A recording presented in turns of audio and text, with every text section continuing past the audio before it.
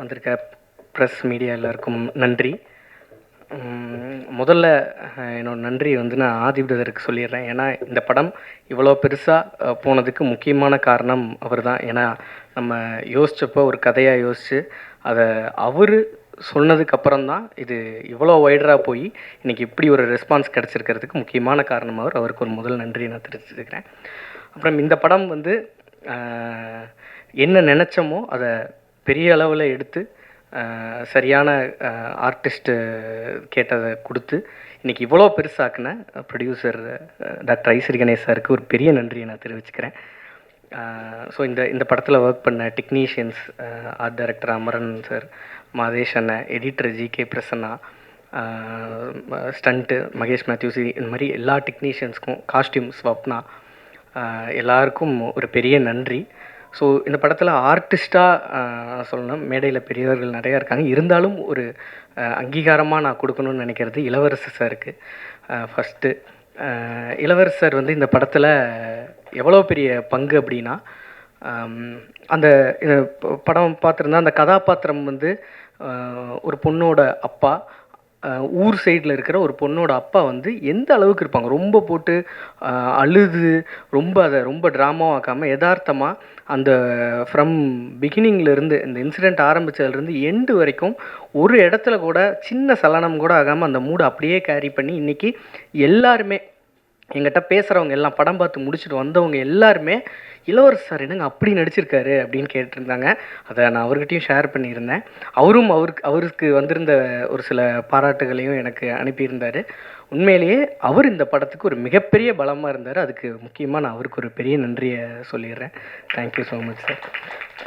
So Munishkanth அண்ணன் வந்து இந்த படத்தில் வந்து ஃபஸ்ட் ஆஃப் ஃபுல்லாகவே நம்ம கேரி பண்ணி எடுத்துகிட்டு போகிறதுக்கு ஒரு முக்கியமான இதுவாக காமெடினா, ரெண்டாவது ஊருக்குள்ளேயும் கொஞ்சம் சென்சிபிளான ஒரு இதுவாக பண்ணியிருந்தார். ரொம்ப நன்றிண்ணே. பாக்யராஜ் சார் வந்து நம்ம படத்தில் வந்து செகண்ட் ஹாஃப் வந்து ஒரு கோர்ட் ரூம் ட்ராமாவாக மாறப்போகுது. ஸோ அது ரொம்ப கதையிலிருந்து கொஞ்சம் அந்நியப்பற்றவும் கூடாது அப்படிங்கிறப்ப ஜட்ஜாக ஒரு அந்த சேரில் உட்கார்றதுக்கு ஒரு பெரிய ஒரு ஆளுமையான ஒருத்தர் இருக்கணும்னு பேசினப்ப நான் கேட்டவுடனே சொல்லியிருந்தாங்க, நீங்கள் கதை சொல்லி பாருங்க அப்படின்னாங்க. நான் சார்கிட்ட போய் சொன்ன உடனே அங்கேயே பேசி அடுத்த நாளே சரின்னு சொல்லியிருந்தாரு. அதனால தான் இன்றைக்கி எல்லாருமே கோர்ட் ரூம் ட்ராமா ரொம்ப நல்லா இருந்தது, கிளைமேக்ஸ் ட்விஸ்ட் எல்லாம் நல்லா இருந்ததுக்கு இருக்க முக்கியமான காரணம் சார். ரொம்ப நன்றிங்க சார். இன்றைக்கி வரையிலும் அவரை பார்த்து தான் இன்றைக்கி வர்ற ஜென்ரேஷன் டைரக்டர்ஸ் எல்லாமே இது பண்ணிட்டுருக்காங்க. ஸோ முக்கியமாக இந்த படத்தில் என்ன கொண்டு போய் சேர்க்கணும் அப்படின்னு நினச்சோன்னா, இந்த படம் எழுத ஆரம்பிக்கிறப்பவே ஹராஸ்மெண்ட்டுங்கிறப்ப ஹராஸ்மெண்ட் தான் நிறையா படங்களில் சொல்லிகிட்டு இருக்காங்களே, இதில் என்னத்தை புதுசாக சொல்ல போகிறோம், ஹராஸ் பண்ணவங்களை என்ன பண்ண போகிறோம், அவங்களுக்கு தூக்கு தண்டனை கொடுக்கணும், இந்த மாதிரி நிறையா பேசிட்டோம். பட் இதில் என்ன சொல்ல போகிறோம் அப்படின்னா, ஹராஸ்மெண்ட்டை தாண்டி அந்த பெண்களுக்கு ஒரு வாழ்க்கை இருக்குது அப்படிங்கிறத தான் பதிய வைக்கணும்னு நினச்சோம். அந்த வாழ்க்கையில் அவங்க படுற கஷ்டங்கள் தான் இப்போ வரைக்குமே ஹராஸ் பண்ண நாளை விட, அந்த ஒரு நாள் நடந்திருக்கும் இல்லையா, அந்த நாளை விட அதுக்கு அடுத்த ஒரு மாத காலம் தான் அவங்க மனசுலேருந்து நீங்காமல் இருக்குங்கிறத நிறைய பேர் சொல்லிட்டாங்க. இப்போது இந்த படம் வந்து எப்போ நான் ரொம்ப சந்தோஷப்படுறேன் அப்படின்னா, இன்றைக்கி எனக்கு இன்ஸ்டாகிராம் மெசேஜஸ் எல்லாத்துலேயுமே இது மாதிரி எனக்கு ஒன்று நடந்துச்சு, எங்களுக்கு அந்த நாள் கூட மறந்து போச்சு, அதுக்கப்புறம் அந்த ஊரில் இருக்கிறது தான் எங்களுக்கு பெரிய கஷ்டமாக இருக்குன்னு எனக்கு நிறையா மெசேஜஸ் வந்துருச்சு.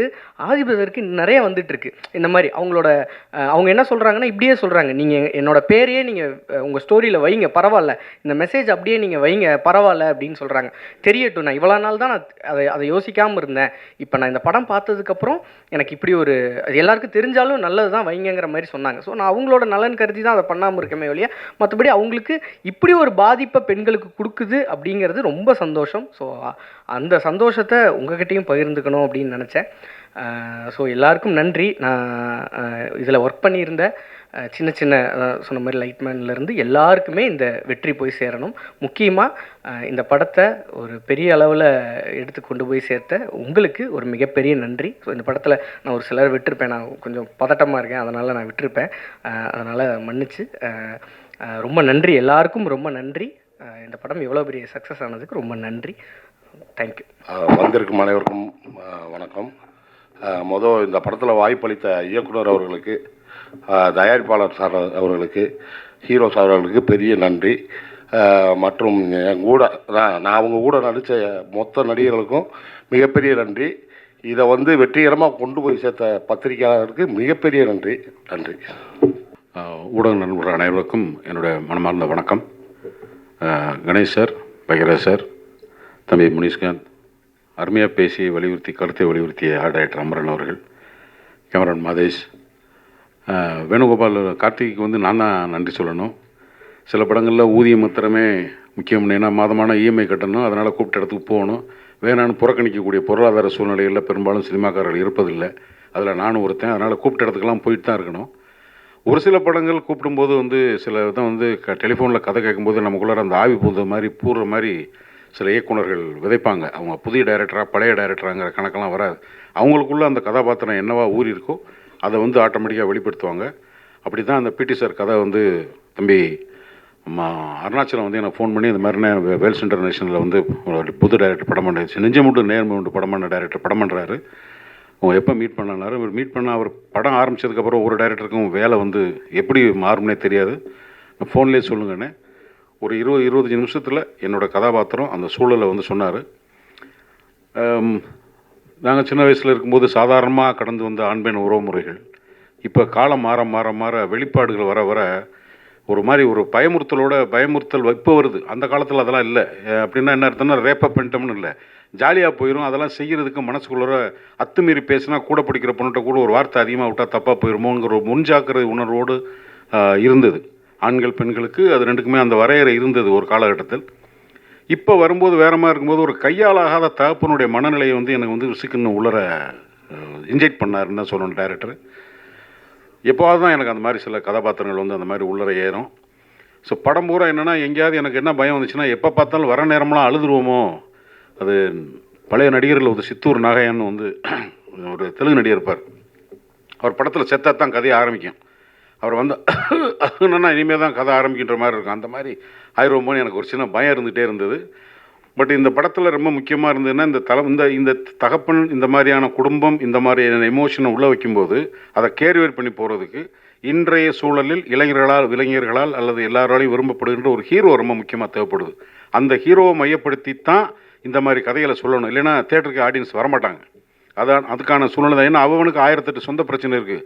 தேட்டரில் வந்து உட்காந்து இங்கே இருக்கிறதெல்லாம் கிளப்பி விட்டு போனோம்னா ஏன்டா சாமி இது எதுக்கடா தேட்டருக்கு ஒரு 2 பாட்டு பார்த்தோமா 2 சண்டை போட்டோமா கொஞ்சம் பொழுதுபோக்கலான்னு வந்தால் நீங்கள் எங்கேயும் வந்து படுத்துறீங்கடான்னு. அதையும் மீறி இந்த கதையை வந்து ஒரு இப்போ அதை வந்து அவரோட லைவ் ஷோ பார்த்ததுக்கப்புறம் எனக்கு வந்து மில்லியன் கணக்கில் வந்து அவருக்கு ஃபாலோவர்ஸ் இருக்காங்க. அவர் வேறு மாதிரி அவரை ப்ரெசென்ட் பண்ணியிருக்காரு. சினிமாவை தாண்டி அவருக்கு ஒரு இமேஜ் இருக்குது. அப்படிப்பட்ட ஒருத்தர் வந்து ரொம்ப கன்சர்னாக இந்த மாதிரி ஒரு எமோஷனுக்குள்ளே தன்னை வந்து பொருத்தி பார்த்துக்கிறதுக்காக முதல்ல ஹிப்ஹாப் பாதிக்கு என்னுடைய வாழ்த்துக்களை நான் சொல்ல கடமைப்பட்டிருக்கேன். ஏன்னா ஒரு சீனியர் ஆக்டராக I have to respect your decision தம்பி. அது வந்து ரொம்ப ஷூட்டிங் டைமில் உங்களோட பிஹேவியர் வந்து ரொம்ப அட்ராக்ட் பண்ணிச்சு. ஒரு மார்க்கெட்டபிள் ஆக்டர், உங்களுக்கு நீங்கள் கையெழுத்து போட்டு கொடுத்தா நான் ப்ரொடியூசர் ஆக முடியும். ஒரு குறிப்பிட்ட அளவு வியாபாரம் இருக்குது. அதுக்கான அடையாளமே இல்லாமல் ரொம்ப கரெக்டாக ஒரு ஹீரோவுக்கு ஒரு டைரக்டருக்குமான ரிலேஷன்ஷிப்பு அல்லது ஒரு டெக்னீஷியனோட ரிலேஷன்ஷிப்பு. நான் நைட் எஃபெக்டில் வந்து பொண்ணை தேடி போகிற சீன்லாம் ஒரிஜினலாக பொள்ளாச்சியில் ஒரிஜினலாக தான் எடுத்தேன். இவருக்கு வண்டியில் போனால் பின்னாடி பெரும் கூட்டம் வரும். அவங்களுக்குலாம் சமாளிச்சுக்கிட்டு அந்த பொறுப்புணர்ச்சி வந்து ஒரு ப்ரொடக்ஷனுக்கு ஒரு ஹீரோ கொடுக்கணும். அப்போ தான் அது வந்து நினச்ச நேரத்தில் நடக்க முடியும். இதெல்லாம் ஒரு அனுபவம். கார்த்திகை பொறுத்த மட்டும் என்னென்னா சினிமாவில் வந்து சில நல்ல விதைகள் அப்பப்போ வந்து சினிமா என்ற நிலத்தில் விதைக்கப்படும். அந்த விதையினுடைய தன்மை என்னவாக இருக்கும்னா தன்னுடைய வேலையாக மாத்திரமே இருக்கும். புறம் சீரம் கரம் நீட்டாமல் வேலையாக இருக்கும். அது மாதிரியே கேமராமேன் அமைஞ்சார், ஆர்ட் டைரக்டர் அமைஞ்சார், அசிஸ்டன்ட் டைரக்டர் அமைஞ்சாங்க. எல்லாருமே வந்து ரொம்ப ஃபோக்கஸ்டாக இருந்தாங்க. அந்த டீம் எந்த தேவையில்லாமல் ஒரு நாள் ஷூட்டிங் வந்து நின்றுச்சு, அது வரல இது வரல அப்படியெல்லாம் இல்லாமல் ஒவ்வொரு மணி நேரமும் ஒவ்வொரு பணம் செலவாகும். ஒவ்வொரு செகண்டும் சினிமாவில் பணம் போய்கிட்டே இருக்கும். அது எழுதி கொடுக்கும்போது தான் தெரியும். அந்த வலியை உணர்ந்து செய்யக்கூடிய இயக்குநர்கள் தான் இன்றைய எப்போவுமே சினிமாவுக்கு தேவை.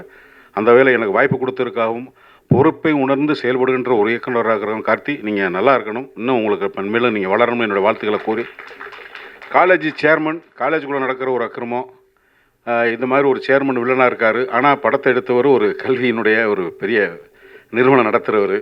இந்த கதை சொல்லி ஓகே பண்ணும்போது இது நடக்கக்கூடிய விஷயத்த சொல்கிறதுக்கு என்னடா நம்மகிட்டே வந்து ஒருத்தன் கதை சொல்கிறான், நம்ம வந்து ஒருத்தனை இன்ஸ்டியூட் நடக்கிற மாதிரி நினைக்காம இது சொல்லப்பட வேண்டிய விஷயம், இதை சொல்லணும். இந்த பிரச்சனை யார் செய்கிறானோ அவனை சேர்மா தவிர எல்லா கல்வி நிறுவனம் நடத்துகிறவங்க இல்லையங்கிறத கரெக்டாக பகுத்தறிந்து புரிந்து கொண்டு இதை படமாக்கி இதை வெற்றி படமாக்கி இந்த படத்துக்காக இன்றைக்கி ஒரு ப்ரெஸ் மீட் தேங்க்ஸ் கிவிங் பண்ணுறது எல்லாமே செலவு. சும்மா கூட ஒரு அறிக்கை கொடுத்துட்டு கூட பண்ணலாம். இதை பண்ணுறதுன்றது ரொம்ப ரொம்ப நன்றி கணேஷ் சார், ரொம்ப ரொம்ப நன்றி. எனக்கு என்னாலும் ஆசிரியராக இருக்கின்ற மரியாதைக்குரிய என்னுடைய மரியாதைக்குரிய பாக்கியராஜ் சார் இந்த மாதிரி கூப்பிடும்போதெல்லாம் வந்து சின்ன பசங்க பண்ணுற படங்கள் இல்லைங்க அப்படின்னு ஏதாவது வேலை சொல்லி கூட தவிர்த்துருக்கலாம்.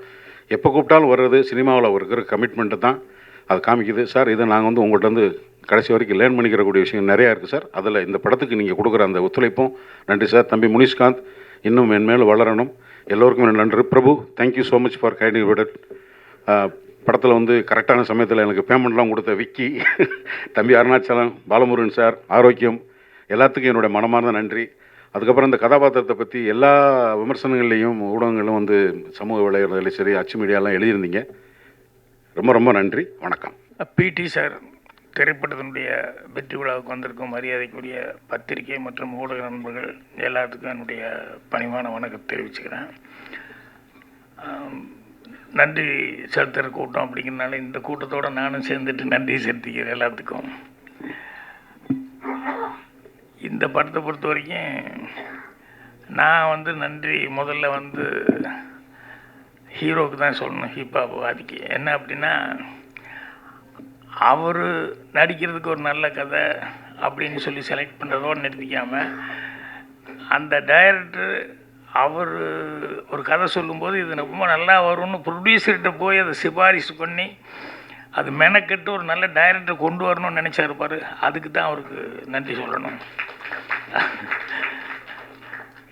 அதுக்கப்புறம் ஒரு ஹீரோ வந்து சொல்லும்போது, இல்லை இந்த ஹீரோக்கிட்ட ஒரு ஜட்ஜ்மெண்ட் இருக்குது, அவரும் ஒரு டைரக்டர்லாம் பண்ணியிருக்காரு, கதை எழுதியிருக்காருன்னு சொல்லிட்டு அதுக்கடுத்தியாக இப்போ இளவரசு சொல்லிட்டு போன மாதிரி அந்த மாதிரி கதையாக இருந்தால் கூட இது எல்லாத்துக்கும் அல்லவே அந்த கேரக்டர் இந்த படத்தில் ஒரு கேரக்டர்னு சொல்லியிருக்காங்கன்னு சொல்லிட்டு கணேஷ் அவர்கள் வந்து அதை அக்செப்ட் பண்ணிட்டு பண்ணது அடுத்தபடியாக அவங்களுக்கு நன்றி சொல்லணும்.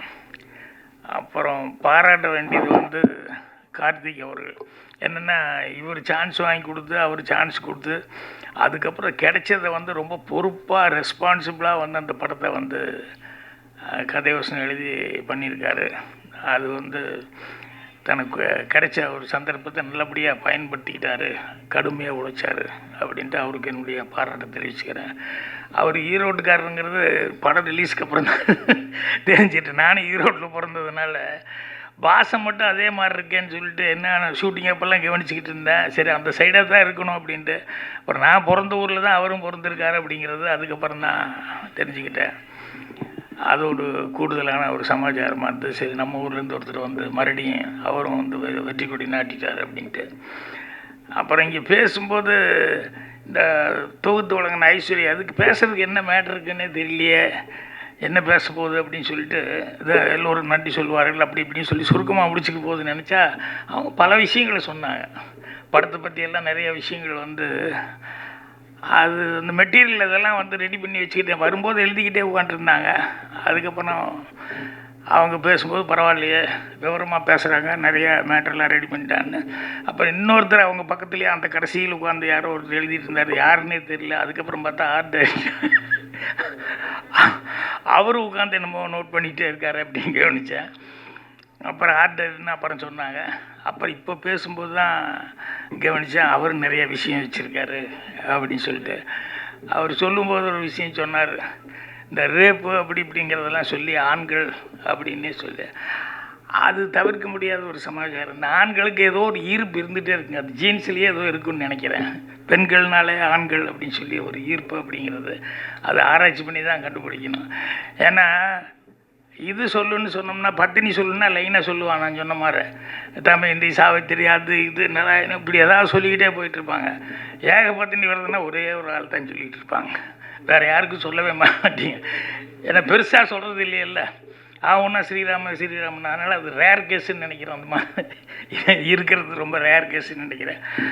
அதனால் அவர் சொல்லும்போது அந்த இன்னும் நிறையா விஷயங்கள் அவர் படிச்சிருக்காரு. காரணம் நேரம் கருதி கம்மியான விஷயங்கள் மட்டும் சொன்னார்.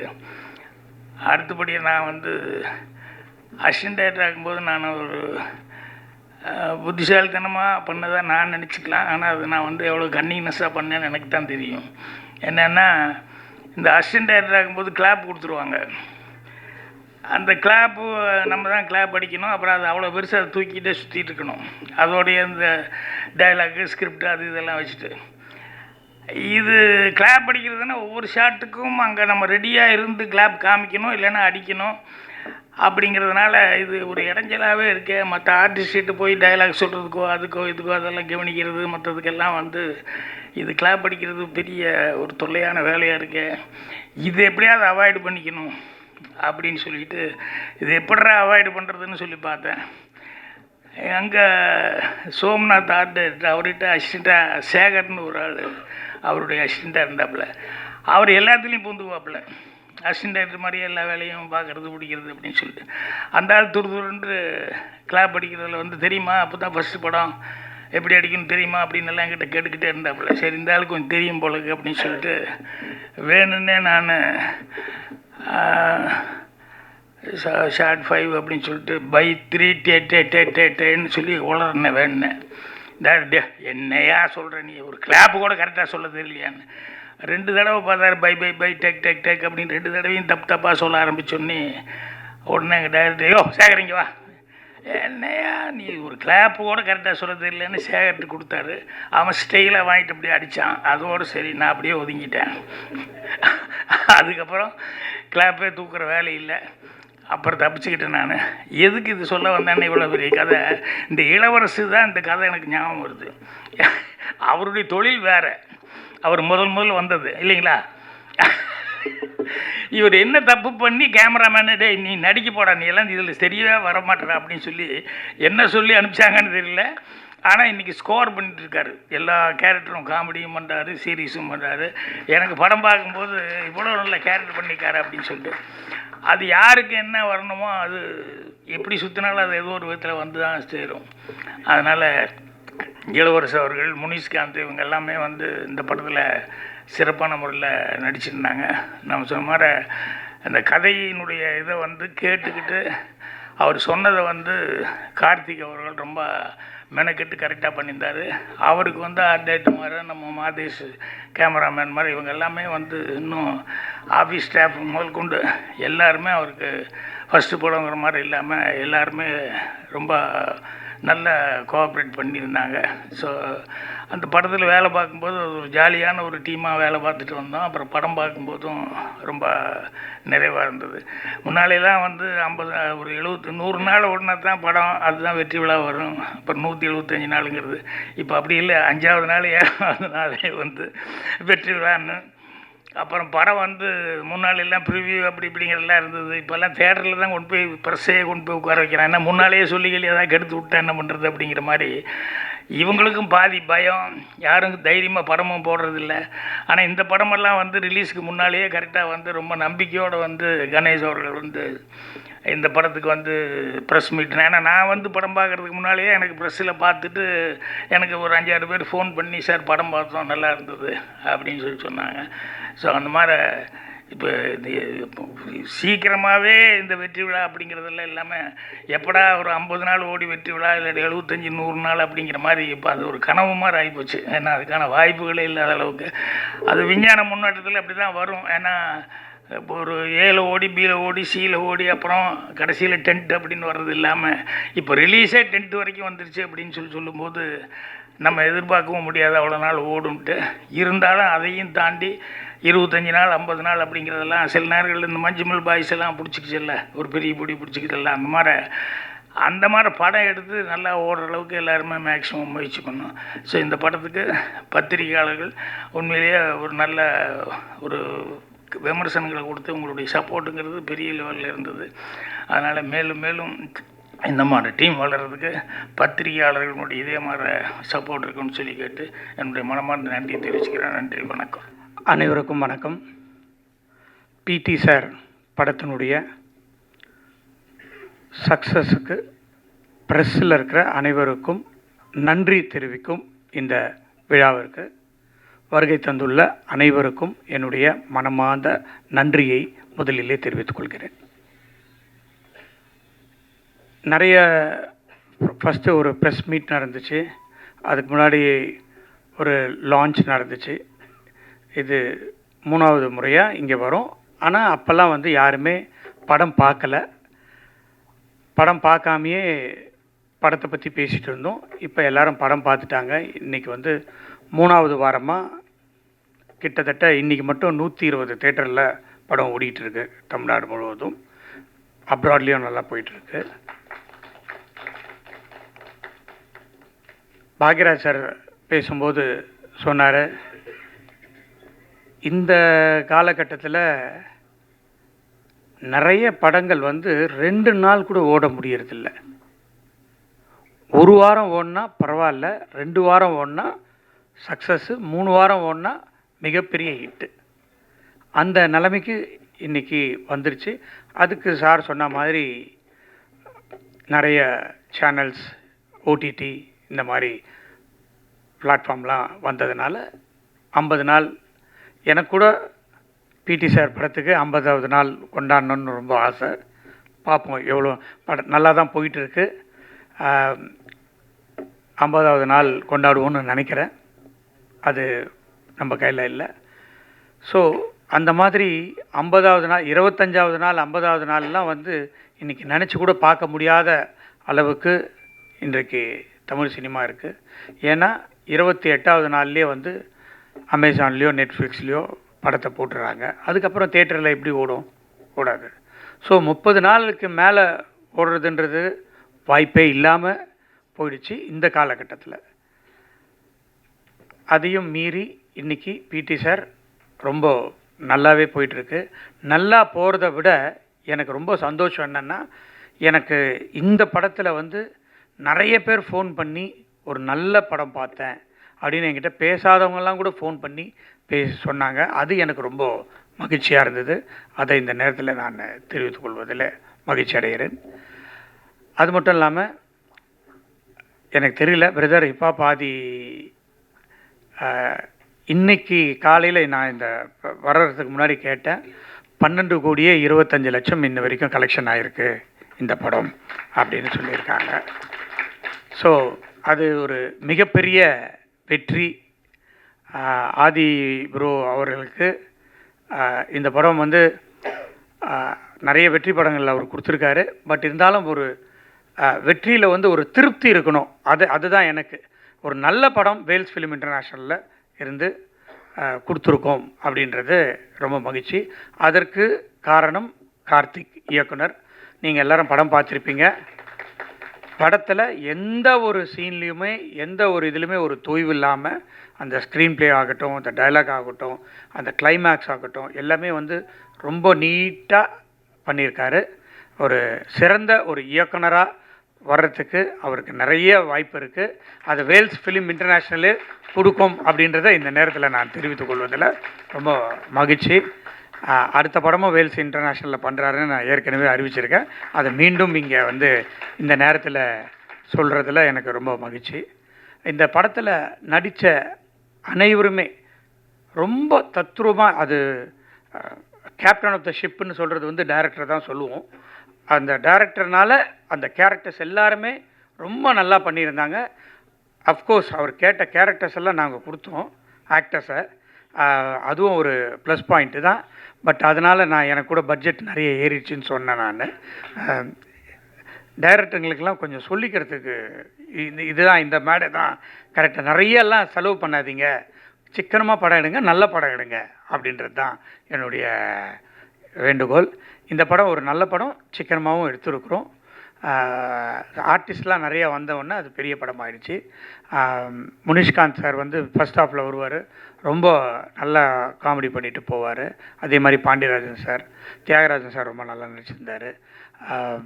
இளவரசு சார் சொல்லவே வேணாம், எல்லா பத்திரிகையிலும் அவரை பற்றி எழுதாத பத்திரிகையே கிடையாது. நான் உண்மையிலேயே இந்த படத்து ரிவ்யூ தான் இது வரைக்கும் நான் ரிவ்யூலாம் படிக்கவே மாட்டேன். பட் இந்த படத்தில் என்ன தான் எழுதியிருக்காங்க அப்படின்னு பார்த்தேன். எல்லாருமே ரொம்ப நல்லா எழுதியிருந்தீங்க. உங்களால் தான் இன்றைக்கி இந்த படம் இந்த அளவுக்கு ரீச் ஆச்சு. அதுக்கு இன்னொரு முறையும் நான் உங்களுக்கு நன்றி சொல்லிக்கொள்ள கடமைப்பட்டிருக்கிறேன். ஹிப்ஹாப் ஆதி பிரதர் தான் இந்த படத்தை எனக்கு எடுத்துகிட்டு கொடுத்தாரு. அதில் எனக்கு ஃபஸ்ட்டு படம் அவரோட சேர்ந்து ரொம்ப மகிழ்ச்சியாக இருந்தது. அவரோட சேர்ந்து ஒர்க் பண்ணது, நான் மியூசிக் டைரக்டராக கோமாளின்ற படத்தில் ஒர்க் பண்ணோம். அப்போ எனக்கு அவர் அவ்வளோ பழக்கம் கிடையாது. இந்த படத்தில் அவர் ஹீரோவாகவும் 25வது மியூசிக் பண்ணியிருக்கிற படமாகவும் இது அமைஞ்சது. படத்துடைய ரீரெக்கார்டிங் தனியாக பேசப்பட்டது.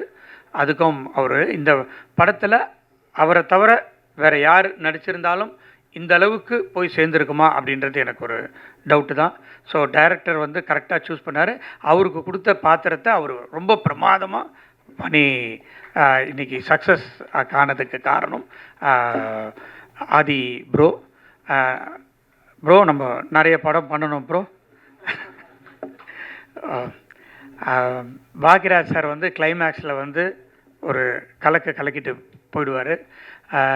நான் கூட கேட்டேன் டைரக்டரை, பாக்யராஜ் சார் பெரிய ஆர்டிஸ்ட்டு வேணுமான்னு. இல்லை சார் அவர் வந்தால் தான் சார் அந்த கிளைமேக்ஸ் நிற்கும் அப்படின்னாரு. இல்லைப்பா எனக்கு ரொம்ப வேண்டப்பட்டவர், நானே பேசிடுறேன், ஒன்றுமே பிரச்சனை இல்லை, வந்து பண்ணிவிடுவாருன்னு சொன்னோம். அதே மாதிரி வந்து பண்ணி அந்த கிளைமேக்ஸை தூக்கி கொடுத்தாரு பாக்யராஜ் சார்.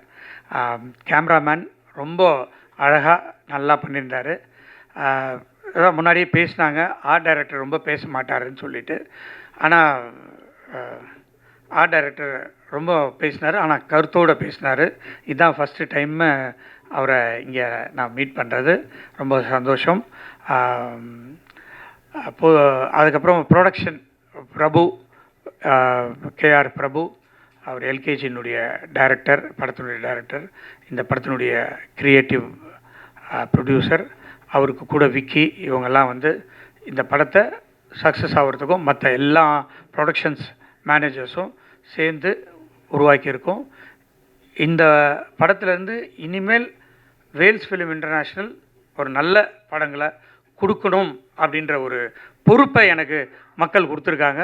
அதை நிச்சயமாக நான் செய்வேன் அப்படின்றத இந்த நேரத்தில் தெரிவித்துக்கொண்டு, இதை வெற்றி படமாக்கிய அனைவருக்கும் என்னுடைய மனமார்ந்த நன்றியை தெரிவித்து விடைபெறுகிறேன். நன்றி, வணக்கம். அனைவருக்கும் வணக்கம். ரொம்ப மகிழ்ச்சியாக இருக்குது, ரொம்ப சந்தோஷமாக இருக்குது. இந்த படத்தை பற்றியும், இந்த படத்தில் வேலை செய்தவர்கள் பற்றியும், இந்த படத்தில் சம்மந்தப்பட்டவங்க பற்றி ஆல்ரெடி ஒவ்வொரு இடத்துலையும் 1000 முறை நாங்கள் திரும்ப திரும்ப ரொம்ப நம்பிக்கையோடு பேசியிருக்கோம். ஆனால் இந்த இடத்துல முதல்ல நான் என்னுடைய பேச்சு ஆரம்பிக்கும் பொழுது நன்றியிலேருந்து ஆரம்பிக்க விரும்புகிறேன். யாருக்கு நன்றி அப்படின்னா, உங்களுக்கு வந்து, அதாவது ஒவ்வொரு பத்திரிகை நண்பருக்கும், மீடியாவில் இருக்கிற ஒவ்வொருத்தருக்கும் ரொம்ப ரொம்ப ரொம்ப நன்றி. ஏன்னா இது ரியாலிட்டியாக பார்த்துட்டு இருக்கிற எங்களுக்கு தெரியும் இந்த படத்தை நீங்கள் எப்படி கொண்டு போய் இதை சேர்த்துனீங்க அப்படிங்கிறதும். அதனால தான் இந்த படம் இன்றைக்கும் தொடர்ந்து, நேற்று கூட சில தேட்டரில் ஹவுஸ்ஃபுல், இந்த வீக்கெண்ட் வந்து இப்போ ஹவுஸ்ஃபுல்லாக ஓடிட்டுருக்கு. தொடர்ந்து அடுத்த வீக்கெண்டும் நம்பிக்கையோடு இருக்காங்க, தேட்டரில் பேசுகிறப்ப நம்பிக்கையோடு இருக்காங்க.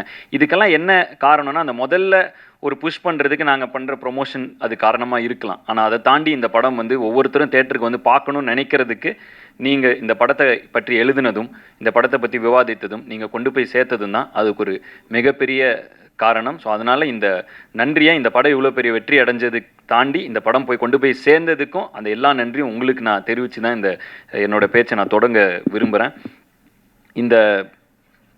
இந்த நன்றிகளை தாண்டி எனக்கும் இந்த படத்தை பற்றி நிறைய எல்லா விமர்சனங்களையும் படித்தேன், எல்லா விமர்சனங்களையும் பார்த்தேன். உங்கள் கருத்துக்கள் எல்லாமே உங்கள் பாராட்டுக்கு ரொம்ப ரொம்ப நன்றி. நிறைய கருத்துக்கள் அதில் இருந்துச்சு, அது எல்லாமே கேட்டேன். தொடர்ந்து உங்கள் கருத்துக்களை எடுத்துக்கொண்டு மேன்மேலும் என்னை மெருகேற்றி இன்னும் நல்ல படங்களில் நடித்து, இன்னும் நல்ல கதைகளை தேர்ந்தெடுத்து இன்னும் நல்லா நடிக்க முயற்சி பண்ணி தொடர்ந்து என்னுடைய நல்ல கலைப்படைப்புகளை கொடுக்க நான் முயற்சி செஞ்சுட்டே இருப்பேன். இப்போ என்னுடைய இந்த படத்தை பற்றி என்ன இந்த நன்றி, இதுக்கு முன்னாடி நிறைய இதில் ரொம்ப கான்ஃபிடெண்ட்டாக பேசினேன். ஆனால் இப்போ வந்து நன்றியை தெரிவிக்க வேண்டிய இடத்துல இருக்கேன். ஆல்ரெடி நான் ஃபஸ்ட் இந்த படத்தை சொன்னப்பவே என்னுடைய ப்ரொடியூசரை பற்றி ஒவ்வொரு முறையும் நான் சொல்கிறப்ப, இந்த படம் அவர் தயாரித்தது ரொம்ப முக்கியமான ஒரு டெசிஷன் இந்த படத்துக்கும் சரி.